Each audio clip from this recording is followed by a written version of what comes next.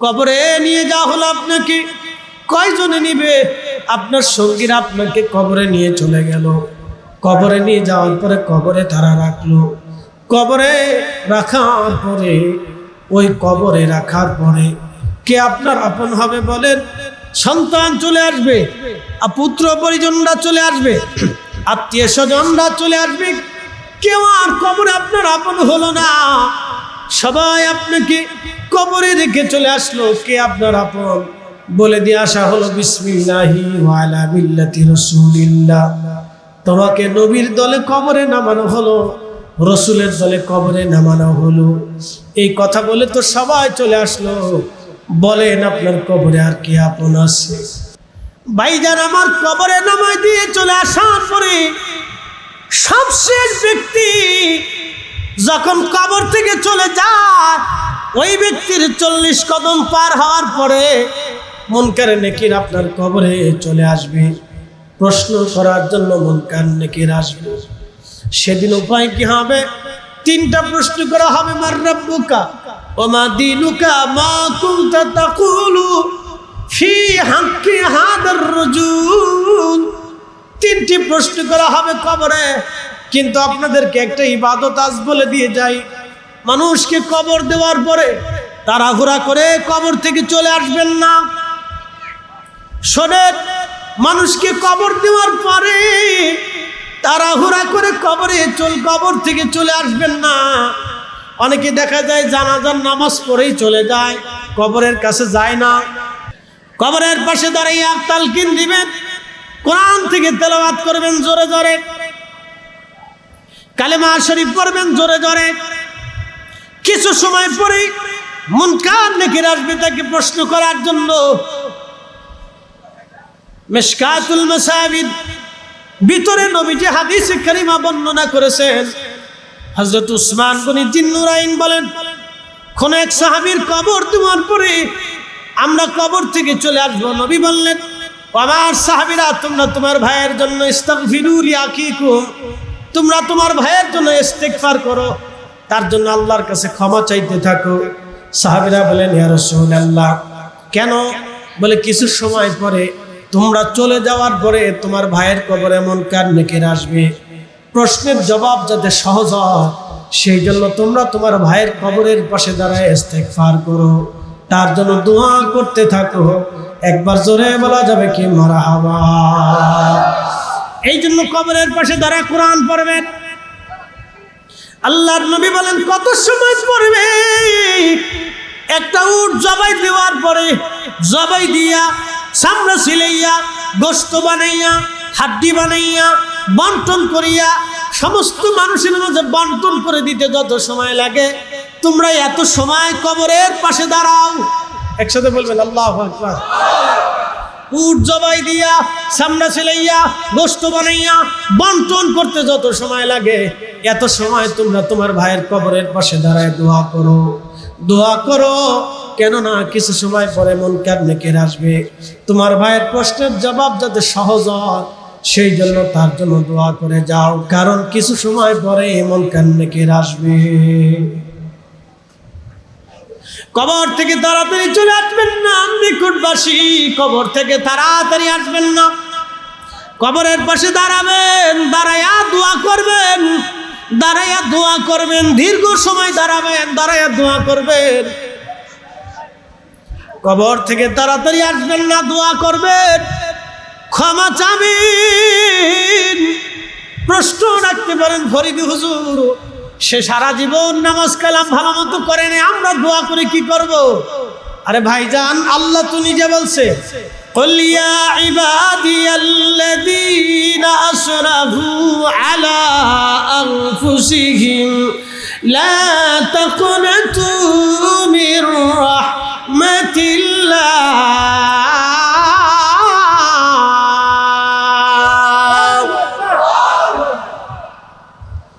হুজুর আপনি বলে দেন, হে আমার বান্দারা, নফসের সাথে যত জুলুম করো, 7 আসমান গুনাহ দিয়ে ভরে ফেলছো, 7 জমিন গুনাহ করে ভরে ফেলছো, চিন্তা নাই, পেরেশানি নিও না। লা তাকনাতু মির রাহমাতিল্লাহ, আমার রহমত থেকে তুমি নিরাশ হয়ো না। আমার রহমত থেকে তুমি নিরাশ হয়ো না, নিরাশ হয়ো না। ওই কবর দেশে রেখে সব মানুষগুলি আমাদেরকে রেখে চলে আসবে, কেউ আর আপন হবে না। 3 দিন পর্যন্ত সন্তানরা শোক পালন করবে। 3 দিন পরে সন্তানদের শোক আস্তে আস্তে আস্তে আস্তে করে ভুলে যাবে।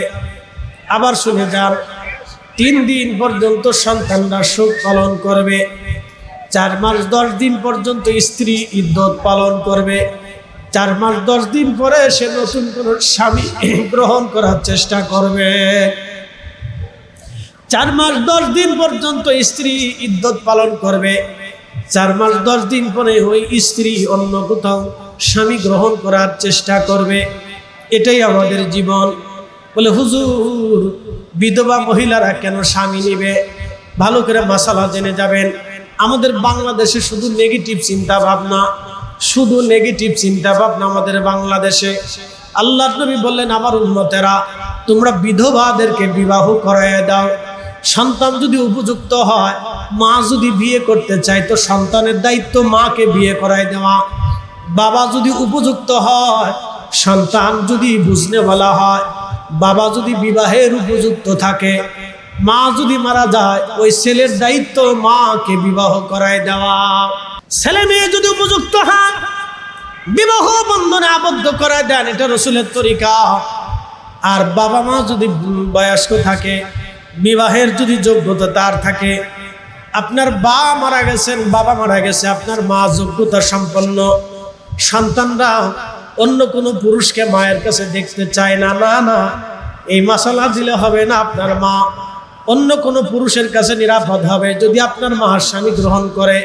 আপনার মা নিরাপদ হয়ে গেল, আপনার মাকে নিয়ে আপনার আর কোনো চিন্তা থাকবে না। আর আপনি সুন্দর করে তাকে মেনে নেবেন ভালোবাসা দিয়ে। আল্লাহর নবীর তরিকা এখনো আছে। আরবরা এখনো এইভাবে বিবাহ বন্ধনে আবদ্ধ করায় দেয়। আরবদের ভিতরে সেই প্রচলন এখনো আছে। শুধু নেগেটিভ চিন্তা বাংলাদেশে।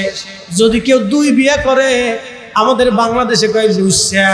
আমি বলি না বেটা, তার সামর্থ্য আছে বিদায় 2 বিয়ে করেছে। যার সামর্থ্য আছে সে 4টি বিয়ে করতে পারে। বিয়ে করা নবীর সুন্নত, বিয়ে করা রাসূলের সুন্নত। একবার জোরে বলবেন কি মারহাবা।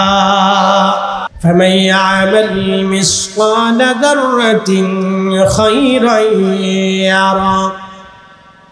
অনুপরিমাণ যদি নেকের কাজ তুমি করো তাহলে তুমি বেনিফিট পেয়ে যাবা। অনুপরিমাণ নেকের কাজ যদি তুমি করো তারপরও তুমি বেনিফিট পাবা, প্রতিদান পেয়ে যাবা। এবং অনুপরিমাণ যদি খারাপ কাজ করো তারও প্রতিদান তুমি পেয়ে যাবা। এই জন্য আমাদের ওয়াজ হলো, নেকি আছে যেখানে, আমরা আছি সেখানে। নেকের কাজ অল্প হোক ছাড়ব না, গুনার কাজ অল্প হোক করব না। আবার শুনে যান, فَمَن يَعْمَلْ مِثْقَالَ ذَرَّةٍ خَيْرًا يَرَهُ وَمَن يَعْمَلْ مِثْقَالَ ذَرَّةٍ شَرًّا يَرَهُ। এই আয়াতের মর্ম কবিতার ছন্দে বলে দিয়ে যাচ্ছি। নেকের কাজ যত ছোট হোক ছাড়ব না, গুনার কাজ যত ছোট হোক করব না।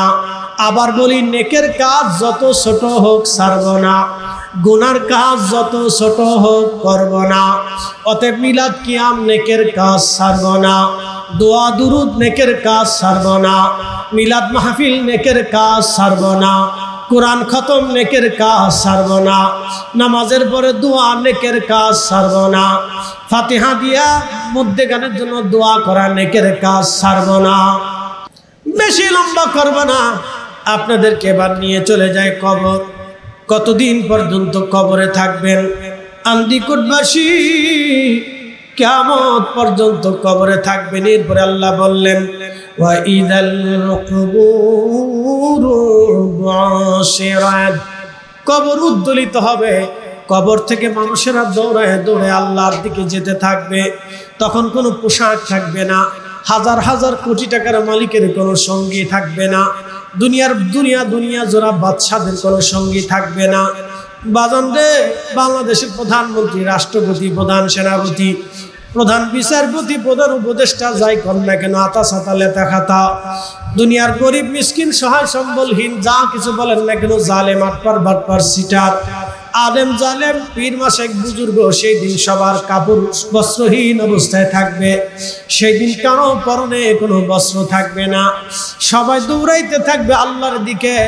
আমার আল্লাহ রাব্বুল আলামিন বললেন, আমার বান্দারা সব আমি আল্লাহর দিকে দৌড়াইতে থাকবে। মালিক ইয়াউমিদ্দিন, আমি সেই দিন হব বিচার দিনের মালিক। আমি রাব্বুল আলামিন সেই দিন বিচার দিনের মালিক হয়ে যাব। আল্লাহ রাসূল বললেন, সূর্যটা মাথা বরাবর থাকবে মাত্র 1.5 থেকে 2 মাইল উপরে। বর্তমান যে সূর্য, এই সূর্য থেকে 70 গুণ বেশি তাজাল্লি হবে। বর্তমান যে সূর্যটা, এই সূর্যটার তাপমাত্রা হলো 200 কোটি ডিগ্রি সেলসিয়াস। কিয়ামতের ময়দানে এই সূর্যটার আরো 70 গুণ হবে। এবার 70 দিয়ে 200 কোটি ডিগ্রি সেলসিয়াস তাপমাত্রাকে গণন করে দেখেন, আপনার কম্পিউটার ল্যাপটপে পর্যন্ত জায়গা হবে না, এই পরিমাণ উত্তপ্ত হবে। কিন্তু কিয়ামতের মাঠের মানুষ পুড়িয়ে জ্বলে ঝলসে যাবে না।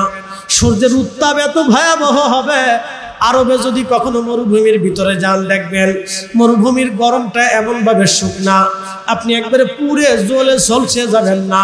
কিন্তু সূর্যের তাপমাত্রার কারণে আপনার কলিজার ভিতর থেকে শুকায় শুকায় আসতে থাকবে। এই জন্য যারা হজে যায়, আরাফাতের মাঠ থেকে যারা হাঁটতে শুরু করে, আরাফাতের মাঠ থেকে হাঁটা শুরু করলাম মাগরিবের নামাজ ছাড়া, আরাফাতের মাঠে মাগরিবের নামাজ পড়া লাগে না। যোহর আর আসরের নামাজ এক জামাতে একসাথে পড়তে হয়। মাগরিবের সময় আরাফাত থেকে রওনা দিয়ে মুজদালিফায় আসা লাগে হেঁটে হেঁটে। যদি অনেকে গাড়ি ব্যবহার করে, আমি গাড়ি ব্যবহার করি না, আমরা হেঁটে হেঁটে রওনা দিলাম। হাঁটতেছিলাম, পানি খাইতেছিলাম, রাস্তার 2 পাশ দিয়ে পানির ব্যবস্থা করা আছে। দেখি সব হাজিরা পানি খায়, হাটে পানি খায়, হাটে পানি খায়, দাঁড়ানোর কোনো সুযোগ নাই, অনেকে হাঁটতে হাঁটতে পানি খাইতেছে। ভাইজান পানি খাইতেছে, শরীর থেকে ঘাম ঝরে ঝরে ঝরে ঝরে কাপড়ের সাথে চলে যাচ্ছে। ভাইজান আমার খুব মনোযোগ দেন। আসলাম মুজদালিফায়, মুজদালিফায় আসে এশার নামাজ পড়লাম এবং মাগরিবের নামাজ একসাথে আদায় করলাম। এরপরে মুজদালিফায় কিছু সময় বিশ্রাম নিয়ে ফজরের নামাজ পড়লাম। ফজরের নামাজ পড়ে আবার হাঁটা শুরু করলাম। হাঁটতে হাঁটতে হাঁটতে হাঁটতে হাঁটতে হাঁটতে একবারে মিনার পাশ দিয়ে জমারতে আসলাম। এই সময় বহু হাজি হাঁটার সময় মারা যায়, বহু হাজি এই সময় মারা যায়, হাঁটতে পারে না, পানির তৃষ্ণায় স্ট্রোক করে ফেলে, প্রচন্ড গরমে সহ্য করতে না পারে হাজি মারা যায়। আবার জমারাতে শয়তানরে পাথর মারতে যাও, অনেক হাজি মারা যায়, সহ্য করতে পারে না, জমারাত থেকে পাথর মারিয়া, শয়তানরে পাথর মারিয়া হাঁটতে হাঁটতে হাঁটতে হাঁটতে। ওই সময় বাবা গাড়ি পাওয়া যায় না, লক্ষ লক্ষ মানুষ ওই সময় কে গাড়ি দিবে। ওইখান থেকে হাঁটতে হাঁটতে হাঁটতে হাঁটতে আমরা মক্কা পর্যন্ত আসলাম, আমি হেরেম পর্যন্ত আসলাম। ভাইজান যত সময় আসছি আর পানি খাইছি, খাইতে খাইতে দেখলাম হোটেলে আইসে বাথরুমে ঢুকে পেশাবখানায় গেছি, দেখি পেশাব বের হয় না, যদ্দূর বের হলে একেবারে হলুদ পেশাব বের হয়ে আসলো। আমি বললাম এত সময় এত পানি খাইলাম, পানিগুলো গেল কই? সব পানিগুলি ভাইজান ওই যে আপনার হাতের কাছেই কাপড় পরা হয়, এহরামের যে কাপড় পরা হয়, কাপড়ের সাথে সব মিশে গেছে, রোদের মাধ্যমে তাপমাত্রা আসিয়া সব শুকায় গেছে। কিয়ামতের মাঠ হবে আরো ভয়াবহ কঠিন। আল্লাহ বলেন, তাআরুজুল মালাইকাতু ওয়ার রূহু ইলাইহি ফি ইয়াউমিন কানা মিকদারুহু 50 আলফা সানা। দুনিয়ার 50,000 বছর এক জায়গা করলে যত বড় হবে, হাসরের ময়দানের একদিন হবে তত বড়। এক এক সেকেন্ড করে 60 সেকেন্ডে একটা মিনিট হয়, এক একটা মিনিট করে 60টা ঘন্টা, একটা 60টা মিনিটে একটা ঘন্টা হয়, এক এক ঘন্টা করে 24 ঘন্টায় দিন ও রাত হয়। 365 দিনে একটা বছর হয়ে যায়। 365 দিনের একটা বছরে আল্লাহ আল্লাহ এইভাবে 50,000 বছর এক জায়গায় করলে যত বড় হয়, হাসরের মাঠ একদিনে হবে তত বড়। একবার জোরে বলা যাবে কি আল্লাহু আকবার। আল্লাহর নবী বলেন, উম্মত, সূর্যটা মাথা বরাবর থাকবে, থুতনি পর্যন্ত ঘামে ডুবে যাবে, জিহ্বা কুকুরের জিহ্বার মতো সমস্ত মানব জাতির জিহ্বা বের হয়ে আসবে, চিন্তায় পড়ে যাবে নবীরা।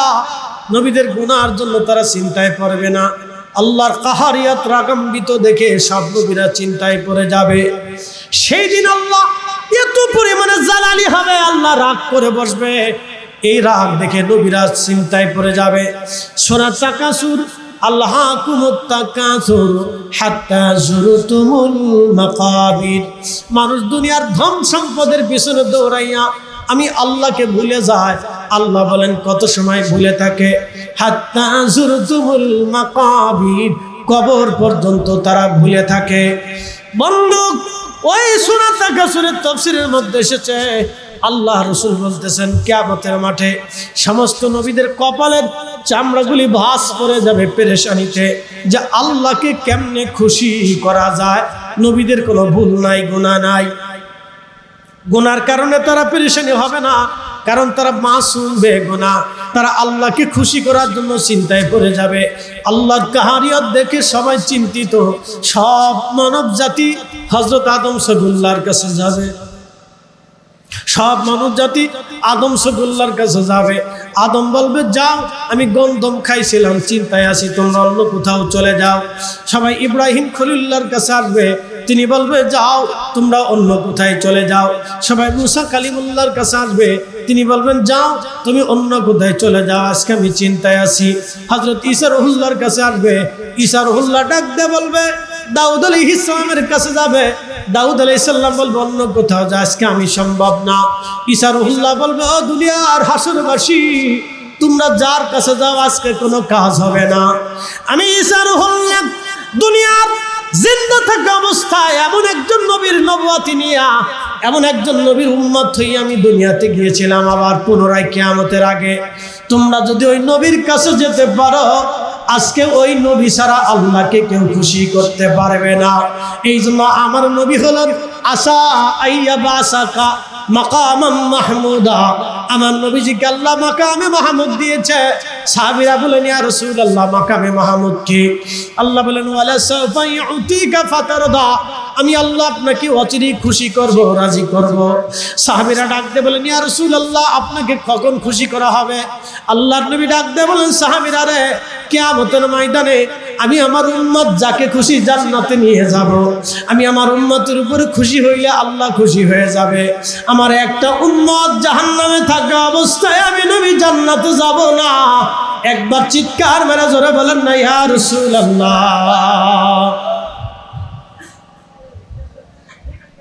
কি বুঝলেন? ওই নবীর দল করে যান, ওই রসুলের দল করে যান, ও নবীর আদর্শ কলিজায় ধারণ করেন, ও রসুলের আদর্শ নিজের জীবনে ধারণ করেন, ও নবীর সুন্নতের রঙে নিজেকে রাঙিয়ে দেন। কঠিন হাসরের মাঠে সমস্ত মানব জাতি আমার নবীর সামনে দাঁড়ায় দাঁড়ায় কাঁদবে। আল্লাহর নবীর সহ্য হবে না, দাঁড়া উম্মত, কাঁদবা না, আমি এখনই আমার রবের দরবারে যাইতেছি। আল্লাহর নবী একটা দৌড় মারবে, দৌড় দিয়ে আরশে মুআল্লা খুদার কুদরতি কদমের সামনে সেজদার মধ্যে পড়ে কাঁদবে, ইয়া রব হাবলি উম্মতি, ইয়া রব হাবলি উম্মতি, ইয়া রব হাবলি উম্মতি। আল্লাহ, আমার উম্মতের গতি কি, আমার উম্মতের উপায় কি হবে গো আল্লাহ?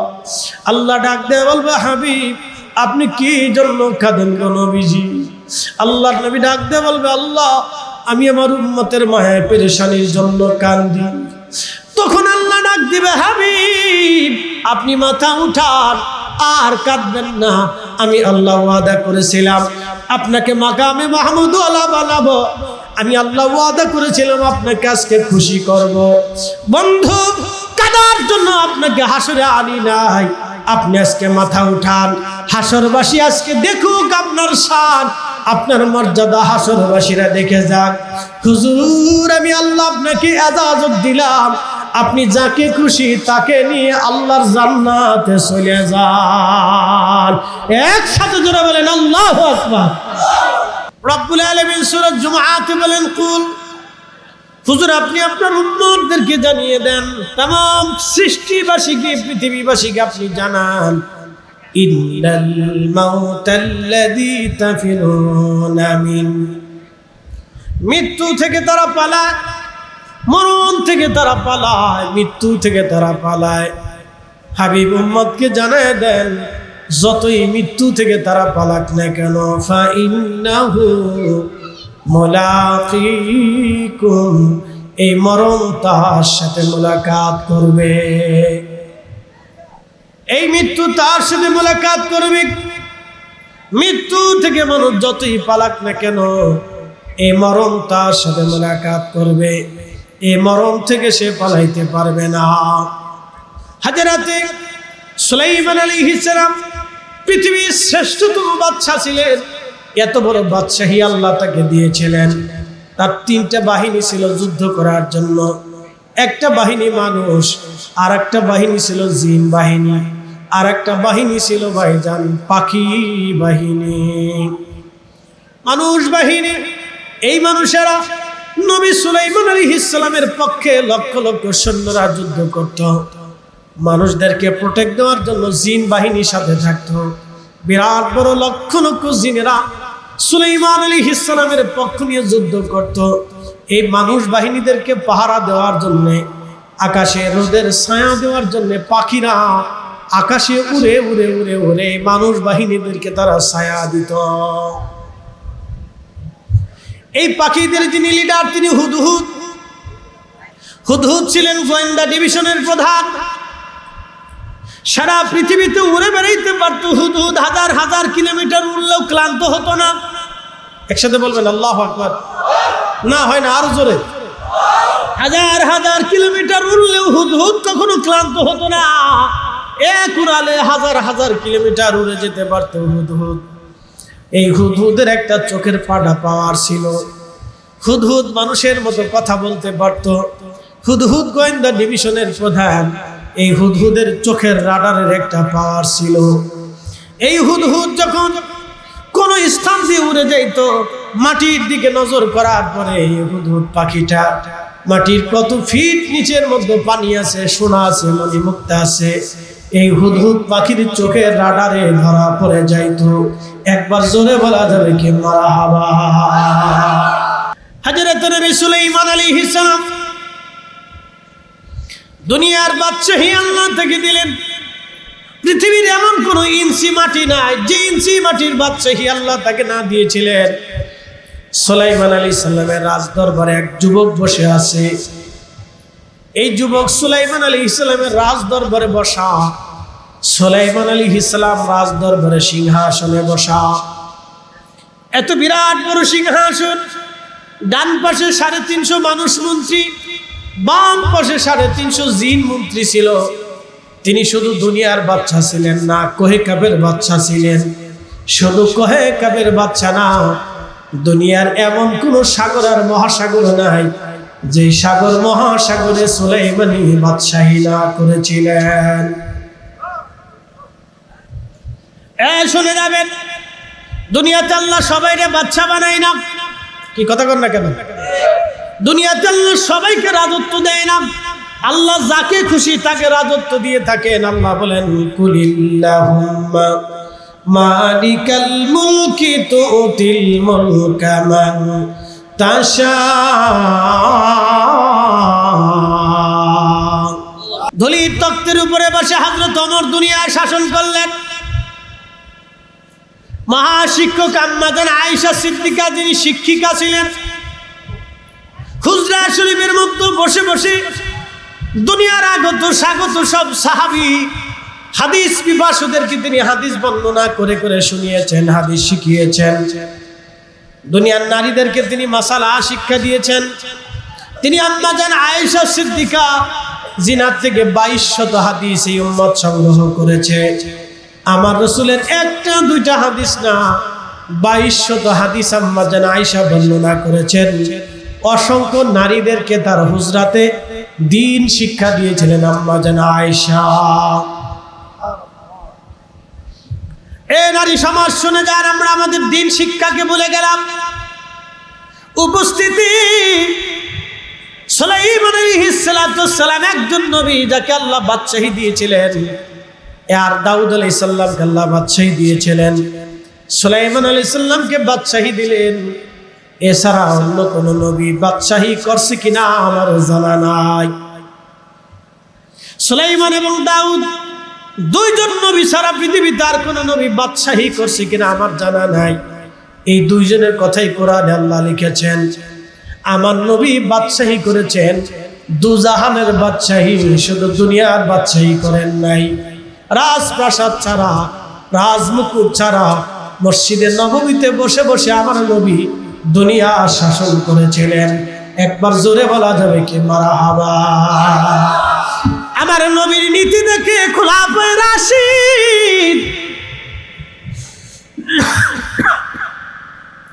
আমার রসুলের আদর্শ দেখে খোলাফায়ে রাশিদ তিনারাও ধুলির তখ্তের উপরে বসে বসে রাজত্ব করেছিলেন। তিনারা রোম থেকে এক দূত গেছে হযরত ওমরের জামানাতে, হযরত ওমরের সাথে সাক্ষাৎ করবে। নবীর রওজা মসজিদে নবীর সামনে যে মুসলমানদেরকে জিজ্ঞেস করলেন, হে মুসলমানেরা, আমি রোমান থেকে এসেছি হযরত খলিফাতুল মুসলিমিন ওমরের কাছে চিঠি নিয়ে, তোমাদের মুসলমানদের রাজ দরবার কোন জায়গা? মুসলমানরা বলল, আমাদের মুসলমানদের কোনো রাজ দরবার নাই। রব্বুল আলামিন মহাগ্রন্থ পবিত্র কোরআন আল্লাহ বলেন, ইন্নাল্লাহা ইয়ামুরু বিল আদলি ওয়াল ইহসান।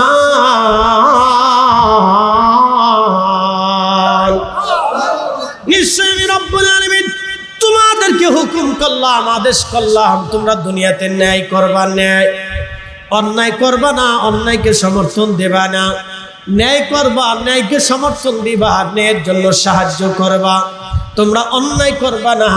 বাংলাদেশের ৬৪,০০০ গ্রাম আছে, কয়টা গ্রামে ন্যায় বিচার হয় আপনি হিসাব করে দেখেন। বাংলাদেশের ৬৪,০০০ গ্রামে ঠিক মতো ন্যায় বিচার কায়েম হয় নাই। কথা বলেন ঠিক কিনা? বন্ধু খুব মনোযোগ দিবেন। উচিত কথাই ময় বেজার, গরম ভাতে বিলাই বেজার, ডাল ভাতে কুটুম বেজার। ওয়াজ করলে কি লাভ, শুনলে কি লাভ? লাভ হবে তার আমলে, আমলেও লাভ হবে না নবী প্রেম না থাকলে দিলে। নবী প্রেম থাকলে দিলে লাভ হবে কম, আমলে সুপারিশ করবে নবী রোজ হাসরের ময়দানে। জ্ঞানী যারা বুঝে তারা শুধু ইশারায়, নাদানের বুঝাইতে পারে আছে কে কোথায়। জ্ঞানীর মতো জ্ঞানী হলে অল্প কথাই বুঝে, কসুর মতো কসু হলে অল্প জালেই সিজে। ঠিক কিনা? ভালো করে শুনে যাবেন। মালয়েশিয়াতে মহান এক আল্লাহর ওলির মাজার জিয়ারত করতে গেলাম। মালাক্কা সাগরের মাঝখানে একটা ছোট্ট দ্বীপ। আল্লাহর ওলির পরিচয় দিলে এক নামে আপনারা চিনবেন। আপনারা জানেন হুজুর বড় পীর আব্দুল কাদের জিলানী রহমাতুল্লাহ আলাইহি, যিনি হাসানি হুসাইনি মা এবং বাবার নবীর বংশধর ছিলেন। মা এবং বাবার দিক থেকে দোনো পক্ষে নবীর বংশধর। তেনার একটা কলিজার টুকরা সন্তান ছিল, তার নাম শাইখুল আরিফিন আল্লাহ হযরত সুলতানুল আরিফিন ইসমাইল বুগদাদি আল হাসানি ওয়াল হুসাইনি। উনি কালেমার দাওয়াত দিতে সুদূর বাগদাদ থেকে হুজুর গাউসে পাকের ইজাজত নিয়ে তিনি কালেমার দাওয়াত দিতে দিতে সাগর পথে চলে গেলেন মালয়েশিয়া। এই মালয়েশিয়ার দ্বীপনগরী দ্বীপপুঞ্জ এলাকা পোলাও বুসারে ছোট্ট মালাক্কা সাগরের ভিতরে ছোট্ট দ্বীপের মধ্যে ঘুমিয়ে আছেন। আজ থেকে ৯০০ বছর আগে তিনি কালেমার দাওয়াত দিতে সেইখানে ঘুমিয়ে আছেন। মালয়েশিয়া থেকে শুরু করে ব্রুনাই দ্বীপপুঞ্জের ভিতরে তিনি কালেমার দাওয়াত পৌঁছিয়ে দিয়েছিলেন হুজুর গাউসে পাকের আওলাদে রাসূল সুলতানুল আরিফিন ইসমাইল বগদাদি আল হাসানি আল হুসাইনি রাহিমাহুল্লাহর মাজার জিয়ারত করতে যাব। সাগরের ঘাটের পাশে গেলাম, স্পিড বোটে উঠবো আমি। পেশাব পায়খানা করার জন্য আমি ওয়াশরুমে গেলাম। ওয়াশরুম সারে আসার পরে দেখলাম একটা টেবিল পাতা আছে, টেবিলের ভিতরে এরকম একটা বাক্স রাখা আছে। বাক্সের ভিতরে সবাই রিঙ্গিত ফেলতেছে, টাকা দিচ্ছে। আমি বললাম কি ব্যাপার, টাকা কেন দেন, এখান থেকে কি ভিক্ষা উঠায়? বলতেছে না হুজুর, ভিক্ষা না, আপনি যে ওয়াশরুম করেছেন সেই জন্য টাকা দিতে হবে। আমি বললাম কত রিঙ্গিত দিতে হবে? বলে 1 রিঙ্গিত দিলেই হবে। বাংলাদেশের 30 টাকার সমান 1 রিঙ্গিত। অথচ আমাদের স্বাধীনতার 6 বছর আগে মালয়েশিয়া স্বাধীন হলো। সেই দেশটার টাকার মান কত উচ্চে, তারা কত ধনী হয়ে গেল। আমাদের 30 টাকা, তাদের দেশের 1 টাকা। এবার আপনি বুঝে যান আমাদের দেশের মানুষ সেই দেশে কেন কাজ করতে যায়। 40 লক্ষের মতো বাঙালি মালয়েশিয়া কাজ করে। খাতা কলমে 10 থেকে 18 লাখ হতে পারে, বাদ বাকি অনেকে অবৈধ আছে, গেছে আর আসে না, এইভাবে রয়ে গেছে। সব মিলিয়ে বাংলাদেশ থেকে প্রায় 40 লক্ষের মতো বাঙালি মালয়েশিয়াতে কাজ করে। কে আমার দেশের স্বাধীনতার পর থেকে আজ পর্যন্ত আমরা ইন্ডাস্ট্রি করতে পারলাম না, আজ পর্যন্ত রাস্তা বানাইতে পারলাম না।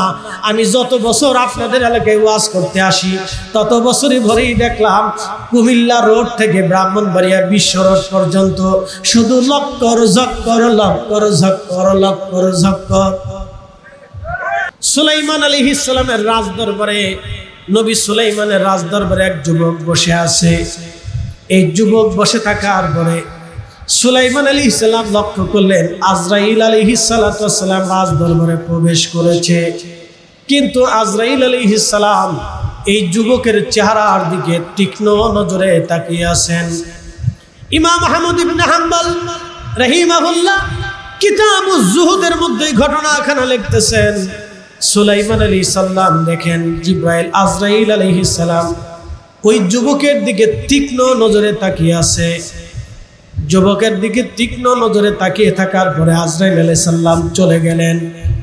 চলে যাওয়ার পরে ওই যুবকটা ডাক দিল, হুজুর আপনি মেহেরবানি করে আমাকে তাড়াতাড়ি আপনারই। তো যুবক ডাক দিয়ে বলতেছে, হুজুর আমাকে হিন্দে পাঠিয়ে দেন এই মুহূর্তে। বলে, যুবক রে তুমি হিন্দে যা কি করবা? বলতেছে, হুজুর না আমার ভাল লাগতেছে না, আমি চলে যাব, এইখানে আমার ভয় ভয় লাগে, আপনি দ্রুত গতিতে আমাকে হিন্দে পাঠিয়ে দেন। নবী সুলাইমান আলাইহিস সালাম বাতাসকে ডাক দিয়ে বলেন, বাতাস এই যুবকটাকে তুমি তাড়াতাড়ি হিন্দে পাঠিয়ে দাও। বাতাস যুবকটাকে নিয়ে উড়াল দিয়ে হিন্দুস্তানে যুবককে পাঠিয়ে দিলেন। হিন্দুস্তানে যুবককে পাঠিয়ে দেওয়ার পরে নবী সুলাইমান আলাইহিস সালামের রাজদরবারে আবার আজরাইল আলাইহিস সালাম ফিরে ফিরে ঘুরে ঘুরে গেলেন। যাওয়ার পরে জিজ্ঞেস করলেন, হে ভাই আজরাইল, আপনি যুবকের দিকে তীক্ষ্ণ নজরে কেন তাকিয়েছিলেন? কোন কারণে যুবকের দিকে আপনি তাকানো ছিলেন? যুবক ডাক দিয়ে সুলাইমান নবী ডাক দিয়ে বললেন, হে আজরাইল, যুবকের দিকে তীক্ষ্ণ নজরে তাকানো ছিলেন কারণ কি? আজরাইল আলাইহিস সালাম বলেন, ও নবী সুলাইমান, আমার ডায়েরিতে খাতার ভিতরে তার মৃত্যুটা কিছু সময় পরে লেখা আছে হিন্দুস্তানে, কিন্তু সে বসে আছে ফিলিস্তিনে। সে বসে আছে ফিলিস্তিনে, কিন্তু লেখা আছে হিন্দুস্তানে। ফিলিস্তিন আজকের জমিন না, ফিলিস্তিন আজকের জমিন না, ফিলিস্তিনের বয়স হাজার হাজার হাজার হাজার বছর। বাংলাদেশের থেকে বহু বছর বয়স ফিলিস্তিনের, হাজার হাজার হাজার হাজার বছর ফিলিস্তিনের বয়স, তখন থেকে হাজার হাজার বছর ফিলিস্তিন। একসাথে বলবেন না মারহাবা? আজকে ফিলিস্তিন নাম বাদ দিয়ে লাগাইছে ইসরাইল। এই রাষ্ট্র পৃথিবীর কোথাও ছিল না কোনোদিন।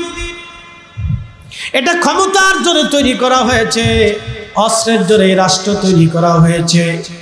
ফিলিস্তিন রাষ্ট্র হলো অরিজিনাল দেশ। নবী সুলাইমানের রাজধানী ফিলিস্তিন। পৃথিবীর বড় বড় রাজা বাদশাদের রাজধানী ছিল ফিলিস্তিন। হাজার হাজার বছর ধরে, প্রায় 6000 বছর ধরে চলমান এ শহর। একসাথে জোরে বলবেন আল্লাহু আকবার। সুলাইমান আলাইহিস সালামের আগে বহু বাদশা এই জমিন শাসন করেছে। সুলাইমান আলাইহিস সালামের পরে বহু রাজা বাদশা এই জমিন শাসন করেছে। হযরতে সাইয়েদুনা ইব্রাহিম আলাইহিস সালামের জামানা থেকে ফিলিস্তিন, সেই জামানা থেকে ফিলিস্তিন। সাইয়েদুনা ইব্রাহিম আলাইহিস সালামের ছেলের নাম হযরত ইসহাক, হযরত ইসহাক আলাইহিস সালামের ছেলের নাম হযরত আইয়ুব, হযরত ইয়াকুব আলাইহিস সালামের তিনি বাইতুল আকসা মসজিদ নির্মাণ করেছিলেন। আর হযরত ইব্রাহিম খলিলুল্লাহর ছেলে ইসমাইল আলাইহিস সালামকে দিয়া হযরত ইব্রাহিম নিজে হাতে কাবা শরীফ নির্মাণ করেছিলেন। আর হযরত ইব্রাহিমের নাতি হযরতে ইয়াকুব আলাইহিস সালাম তিনি বাইতুল আকসা মসজিদ নিজে নির্মাণ করেছিলেন।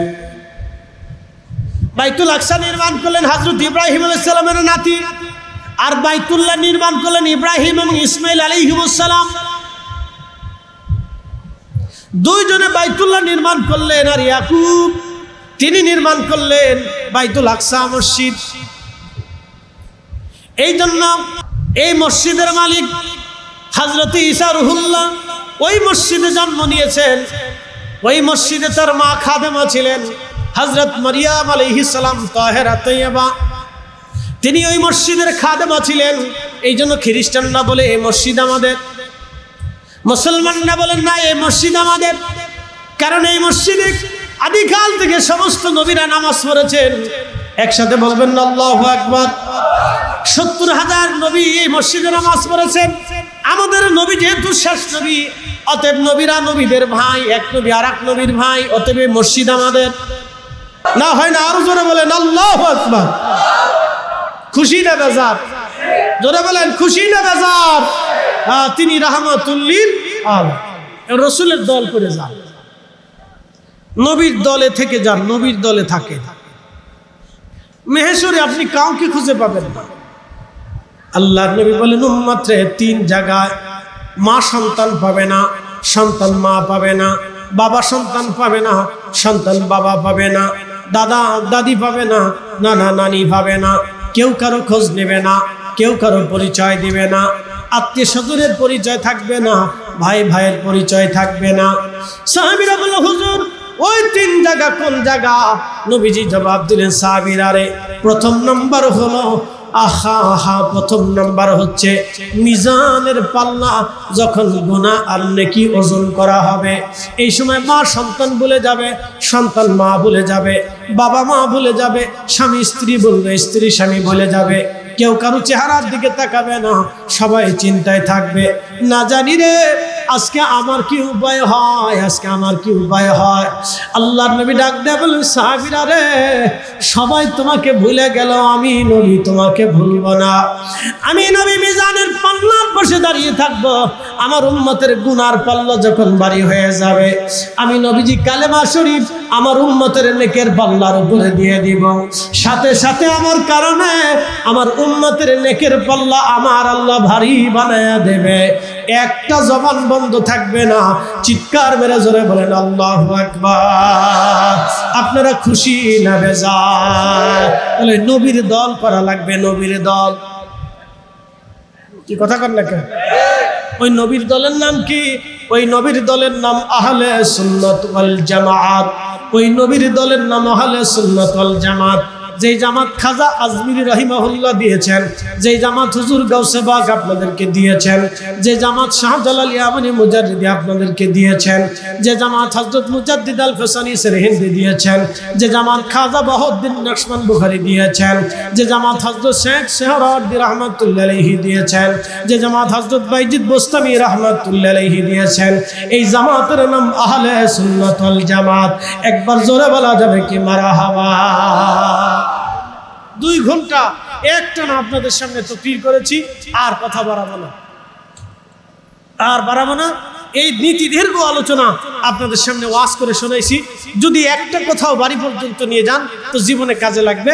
শেষ সময় একটা অনুরোধ রেখে যাব, প্রিয় আন্দিকুটবাসী আমার দিকে তাকান, বাইরে যারা আছেন ভিতরের দিকে আসেন। একটা কথা আপনারা মনে রাখবেন, মা বোনেরা সহ, আজকে আমার ওয়াজ শুনে চিন্তা করলেন আজকে রাত্রে নামাজ ছাড়বো না। মসজিদে গেলেন, নামাজে দাঁড়াইলেন, জুব্বা গায়ে দিলেন, পাগড়ি মাথায় দিলেন, আতর গোলাপ লাগাইলেন, জায়নামাজও সুন্দর, মসজিদও সুন্দর, জুব্বাও সুন্দর, পাগড়িও সুন্দর, আতরও সুন্দর, নামাজ পড়লেন, রাত সারা রাত্রে সুন্দর করেই নামাজ পড়লেন, কিন্তু ওযু নাই। জিকির করছি, ওযু নাই, নামাজ হবে? একসাথে বলেন নামাজ হবে?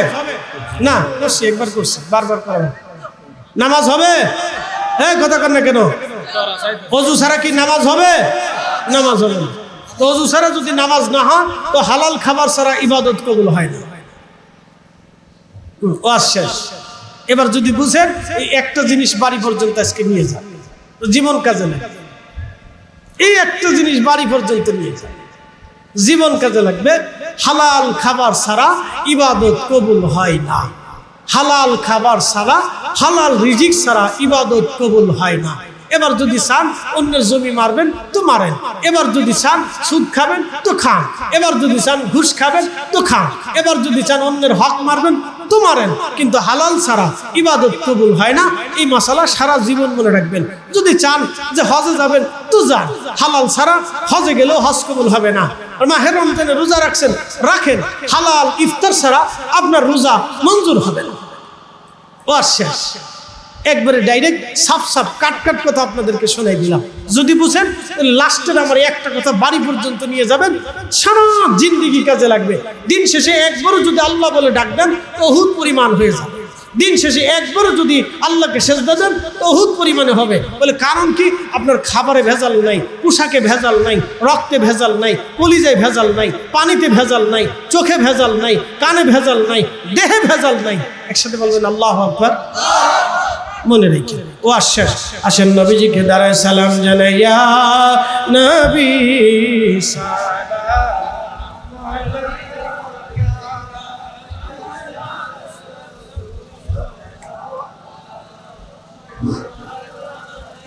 ইয়া হাবিব সালাম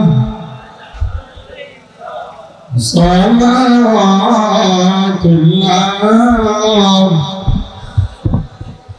জিবরাইল। যিনি আপনাকে এবং আমাকে বহু মানুষ থেকে জুদা করলেন, ঘর থেকে বের করলেন, ব্যবসা থেকে আলাদা করলেন, সন্তান স্ত্রী পুত্র পরিজন থেকে আলাদা করে দুনিয়ার সমস্ত মোহকে ত্যাগ করে আল্লাহর বেহেশতের বাগানে আসার সুযোগ আল্লাহ করে দিয়েছেন। মনিবের আসমানে বুলন্দ আওয়াজে আমরা একসাথে সকলে শুকরিয়া আদায় করে বলি আলহামদুলিল্লাহ। সেই মহান রবের দরবারে শুকরিয়া করি যিনি সর্বশ্রেষ্ঠ নবী, সর্বকালের সর্বশ্রেষ্ঠ মহামানব, ইমামুল মুরসালিন, রাহমাতুল লিল আলামিন, সৈয়দুল কাউনাইন ওয়াস সাকালাইন, মেহবুব আলা, হাউজে কাউসার ওয়ালা, মাকামে মাহমুদ ওয়ালা, আল্লাহর সৃষ্টির শ্রেষ্ঠ, সৃষ্টির উসিলা, সৃষ্টির ফাউন্ডেশন, সেই মহান নবীর উম্মত হিসেবে আপনাকে এবং আমাকে আল্লাহ মঞ্জুর করেছেন, কবুল করেছেন। সেই জন্য মনিবের আসমানে উচ্চ আওয়াজে একসাথে আমরা শুকরিয়া আদায় করে আবারও বলি আলহামদুলিল্লাহ।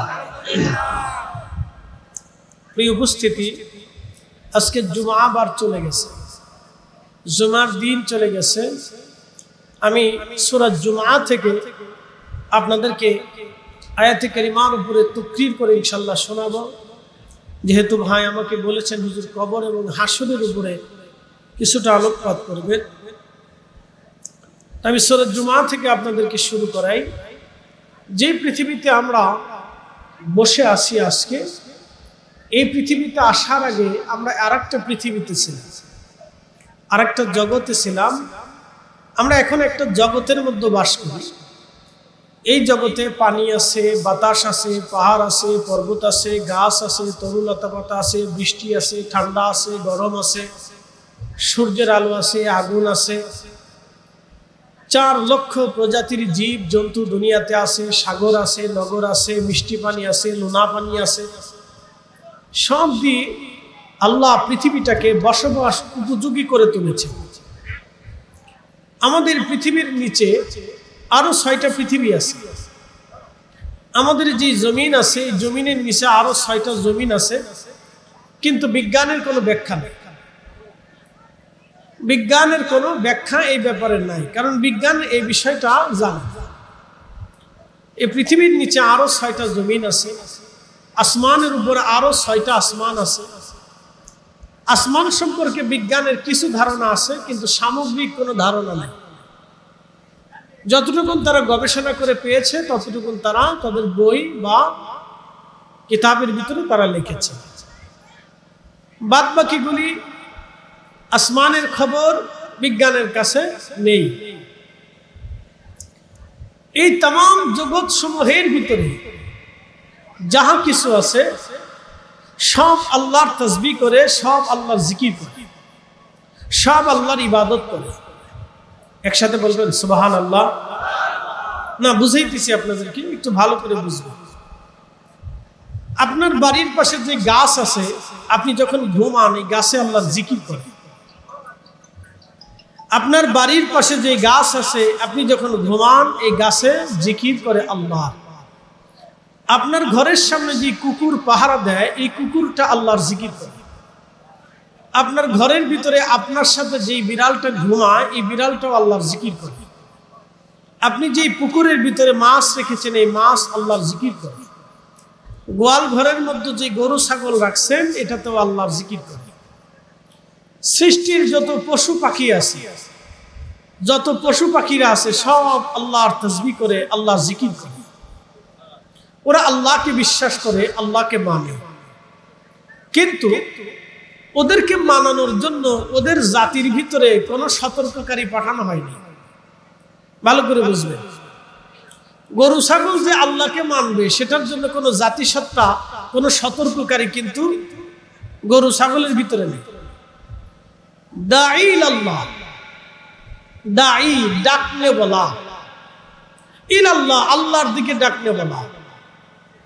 যারা আল্লাহর দিকে ডাকে তাদেরকে দায়ী বলা হয়।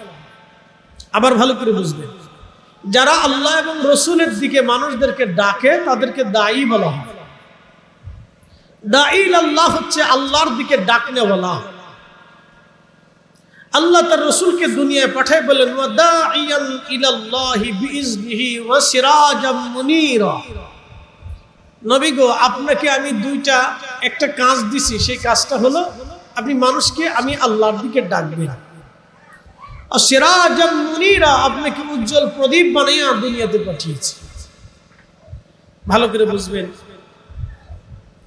যেই পৃথিবীতে আল্লাহ আমাদেরকে পাঠাইলেন, আমাদের সাথেই বসবাস করে একদল গরু, আমাদের সাথেই বসবাস করে একদল কুকুর, আমাদের সাথেই বসবাস করে একদল বিড়াল, আমাদের সাথেই বসবাস করে হরিণ, ভেড়া, দুম্বা, উট, আমাদের সাথেই বসবাস করে গৃহপালিত পশু পাখি, আমাদের পাশেই জঙ্গলে বসবাস করে জঙ্গলের পশু পাখি, আমাদের নদীর ভিতরে বসবাস করে মাছ।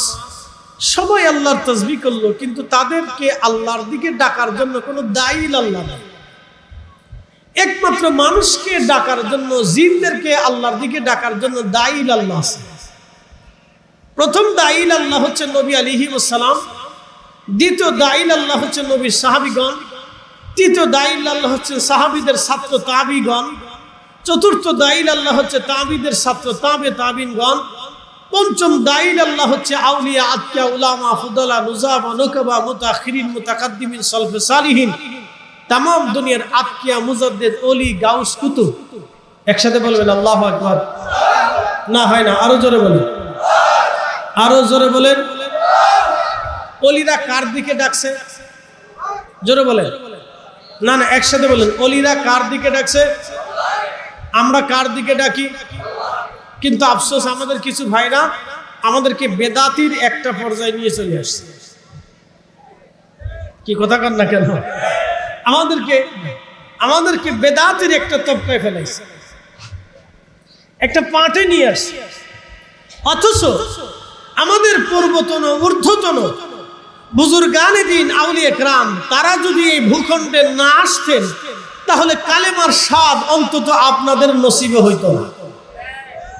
আপনি ঠিক বললেও ঠিক, না ঠিক বললেও ঠিক, কালেমার স্বাদ আপনার নসিবে হতো না যদি এই পূর্বতন উলামায়ে কেরাম, আউলিয়া কেরাম এই ধরা ধামে না আসতেন, তো কালেমার স্বাদ আপনাদের নসিবে হতো না। এটা মনে রাখবেন, সারা জীবন মনে রাখবেন, ইতিহাস কখনো ভুলবেন না। এই জন্য আল্লাহ কোরআনে বলেন,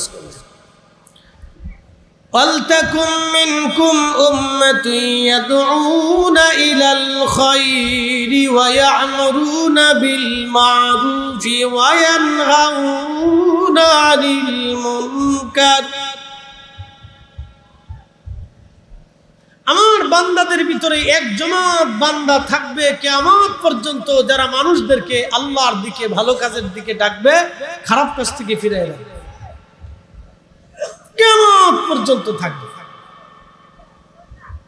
তাদের সম্পর্কে আল্লাহ বলেন, খায়রা উম্মাতিন উখরিজাত লিন-নাসি তা'মুরুনা বিল মা'রুফি ওয়া তানহাউনা আনিল মুনকার। খায়রা উম্মাতিন উখরিজাত লিন-নাস।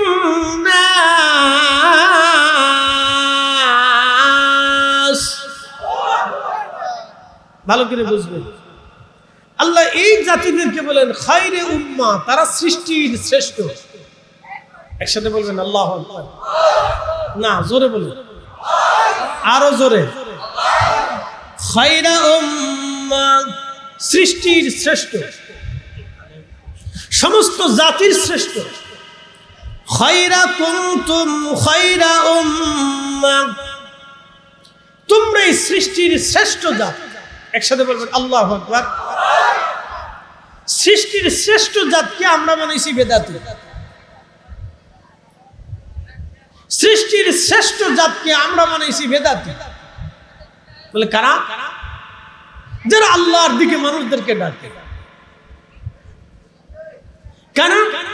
হুজুর গাউসে পাক যারা আল্লাহর খলিফা ছিল। وَإِذْ قَالَ رَبُّكَ لِلْمَلَائِكَةِ إِنِّي جَاعِلٌ فِي الْأَرْضِ خَلِيفَةً, আমি দুনিয়াতে আমি আল্লাহর পক্ষ থেকে খলিফা পাঠাবো। একসাথে বলবেন আল্লাহু আকবার। খলিফা আমরা। একসাথে বলবেন খলিফা কারা? একসাথে জোরে বলেন খলিফা কারা? সুদ খাইলে খলিফা হওয়া যায়? হুজুর গাউসে পাক কোনোদিনও সুদ খাইছে? মিথ্যা বললে আল্লাহর খলিফা হওয়া যায়? হুজুর গাউসে পাক ছোট্ট কালেও কি মিথ্যা বলেছে? হারাম খাইলে কি আল্লাহর খলিফা হওয়া যায়? হুজুর গাউসে পাক খাজা মঈনুদ্দিন চিশত, আজমিরি, সেন্দিরি, বাহাউদ্দিন নকশবন্দ, বুখারী, মুজাদ্দিদ আল-হুসাইনি, সেরহিন্দি, চার মাযহাব, চার তরিকার ওলি গাউস কুতুব যারা ছিলেন তারা জীবনে কখনো হারাম খাইছে? এই তো বুঝে গেছে। তাহলে উনরা হচ্ছেন অরিজিনাল আল্লাহর খলিফা। কথা ঠিক কিনা? উনরা অরিজিনাল আল্লাহর মনোনীত খলিফা। খুব ভালো করে শুনুন, এখানে শেষ না। এই সমস্ত বুজুর্গারা ছিলেন আল্লাহর পক্ষ থেকে মনোনীত খলিফা। এই খলিফাদের কাজ কি ছিল? তারা মানুষদেরকে আল্লাহর দিকে ডাকছে। প্রিয় উপস্থিতি, খুবই মনোযোগের সাথে কথাগুলি শুনবেন। একদিন আমরা এইভাবে ডাকি, আমরা ডাকার জন্য বসে আছি।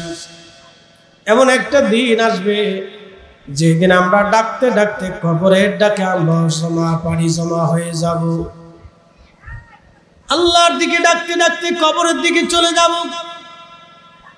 কুরআনুল কারীমের ভিতরে আল্লাহ বলেন, কুল ইন্নাল মাউতাল্লাযী তাফিরুনা মিনহু ফাইন্নাহু মুলাকীকুম সুম্মা তুরাদ্দুনা ইলা আলিমিল গায়বি ওয়াশ শাহাদাত ফায়ুনাব্বিউকুম বিমা কুনতুম তা'মালুন।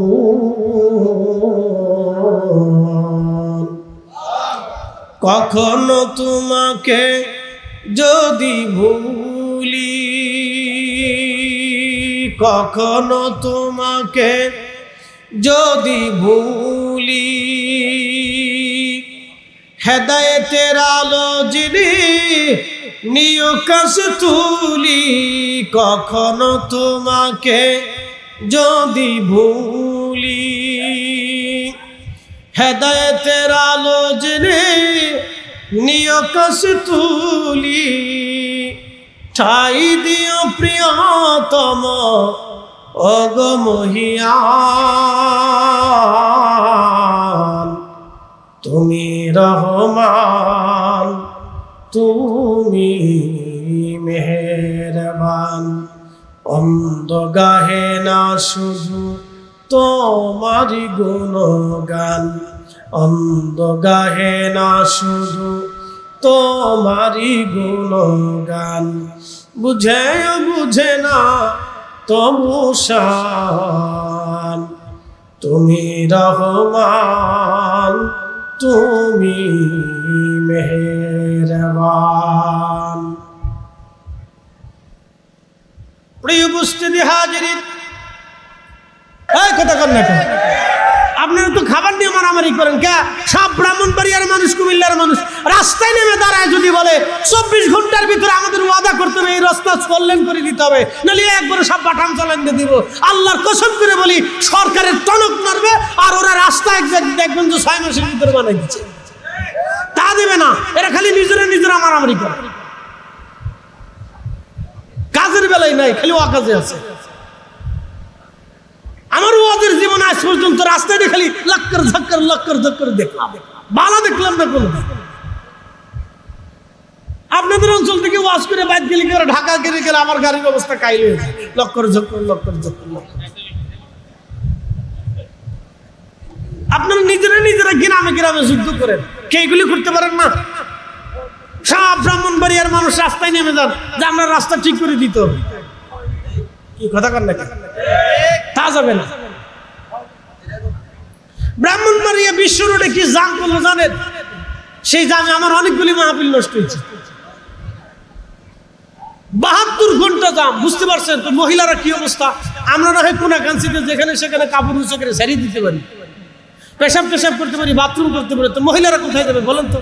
হাজার হাজার মা বোনদের কি পরিমাণে কষ্ট হয়েছে। সেদিন এক সিলেটি মহিলা বলতেছে, আমি 19 ঘন্টা পেশাব বাথরুম কিচ্ছু করতে পারি নাই, 19টা ঘন্টা আমি জামের ভিতরে ছিলাম। আমি এক নারী, কোথায় যাবো বাথরুম পেশাব খানা করতে? আপনারা খালি গ্রামে মারামারি করেন। এগুলি ছাড়েন, এগুলি ভুলে যান, এগুলি ছেড়ে দেন, এগুলি চলবে না। কষ্ট নিয়েন না, সব জায়গায় আছে, খালি ব্রাহ্মণবাড়িয়াতে না। হবিগঞ্জের নবীগঞ্জে লাগলো সকাল থেকে সন্ধ্যা পর্যন্ত যুদ্ধ।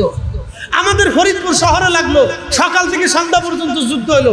শেষ পর্যন্ত কি নিয়ে লাগছে? সিঙ্গারা খাওয়া নিয়ে লাগছে। আমরা ফরিদপুরে সিঙ্গারা খাওয়া নিয়ে যুদ্ধ লাগছে।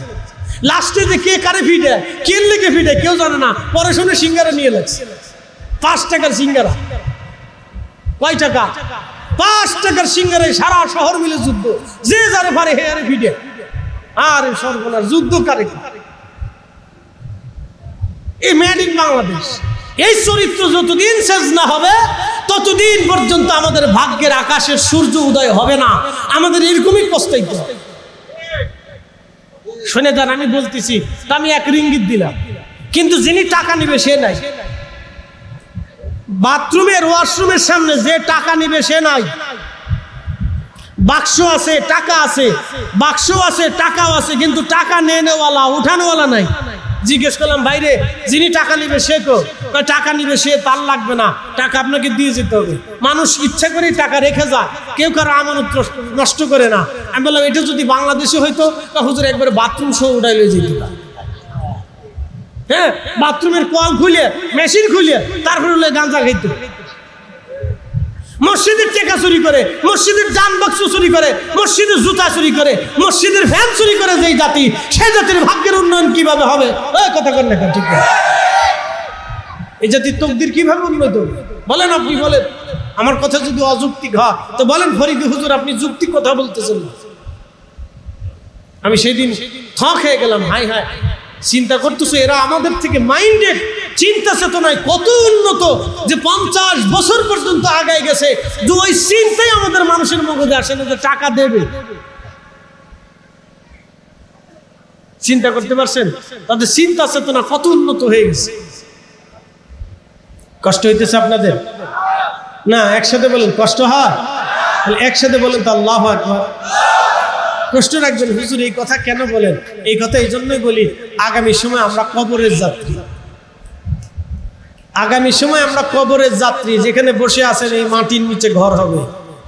বৃষ্টি নামলেও হলে, তুফান হলেও হবে, সাইক্লোন হলেও হবে, বন্যা হলেও হবে, এই মাটির নিচে ঘর হবে। বলে বন্যার সময় কেমনে দিবে? উঁচা মাটিতে কবরের ভিতরে দিবে, অর্ধেক পর্যন্ত পানি আসবে, ওর ভিতরে রেখে দিয়ে সবাই চলে আসবে। কার জিম্মায় দিবে? বিসমিল্লাহি ওয়া আলা মিল্লাতি রাসূলিল্লাহ, নবীর দলের জিম্মায় দিবে। এই আস্তে কোন কে জোরে বলেন, কার জিম্মায়? রাসূলের দলের জিম্মায় কবরে নামাবে। তা আপনি দুনিয়াতে রাসূলের দলই করেন না, কি কথা করেন না?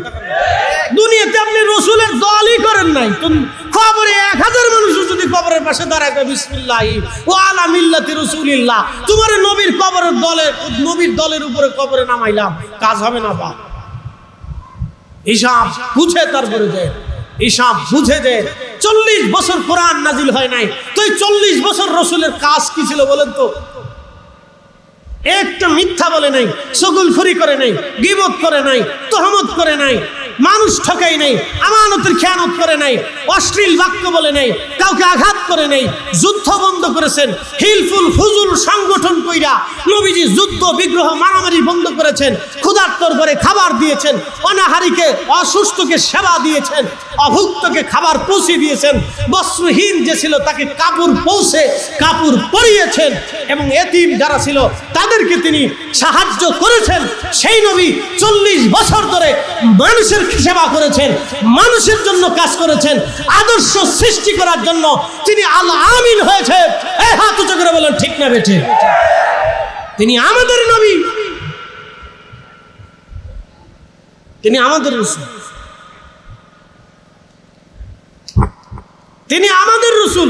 এত ভালো গুণ থাকতে আপনি তারা সাংবাদিক বানাই ফেলছেন। গুণ আর নাই, কোরআন শরীফে গুণ লেখা আছে না যে তারা অন্য গুণের দিকে নিয়ে যেতে হবে? কারণটা কি?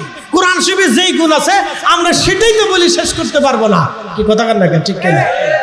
কোরআনে হাদিসে যা আছে আপনি তাই বলেন, তাই তো আপনি শেষ করতে পারবেন না। আবার আজ আরেক গ্রুপে খুশি করার লেগে ওই দলের সাথে রাসূলকে মিলাই দেন, কারণটা কি?